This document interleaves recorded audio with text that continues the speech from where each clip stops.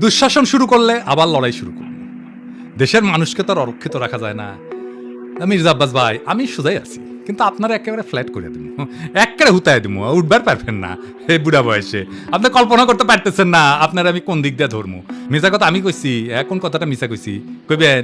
হ্যাঁ, কোন সেক্টরে মুক্তিযুদ্ধ করেছেন, কার সাথে যুদ্ধ করেছেন? আমি নানাভাবে ক্রস চেক করিয়া কইছি আপনি মুক্তিযুদ্ধ করেছেন, মুক্তিযুদ্ধের নামে মিথ্যাচার করেছেন। দিন বদলাইছে মির্জা আব্বাস ভাই, সেরের উপরে শোয়াশের আছে।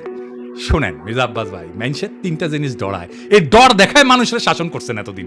জানের ভয়, সম্মান হারানোর ভয়, আর সম্পদ হারানোর ভয়। আমার জানের ভয় নাই, সম্মান হারানোর ভয় না, আমার সম্মানই নাই। আপনি কি নিবেন? আর সম্পদ এটাই, এই যে এটা কেড়ে নিতে পারবে না কেউ। আপনার লেসপেন্সারদের পিছে লেগে দিতে পারেন, জিততে পারবেন না।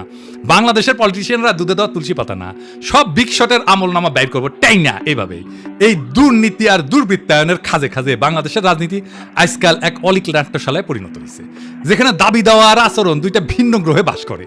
এখানে কেউ মুক্তিযোদ্ধা হয়েও যুদ্ধের ইতিহাস বিকৃত করে, আবার জনগণের শাসনের বুলি আড়ায় চতুরতায় জনগণের সম্পদকে ব্যক্তিগত সম্পত্তিতে রূপ দেয়। আজ যারা ক্ষমতার বাইরে তারা জবাবদিহিতার গান গায়, কাল যখন তারা ক্ষমতায় তখন জবাবদিহিতার ঊর্ধ্বে ওঠায় হয় তাদের অভিষ্ট। রাজনীতি আজ জনগণের না, নিজের ভাগ্য বদলানোর জাদুর কাঠি।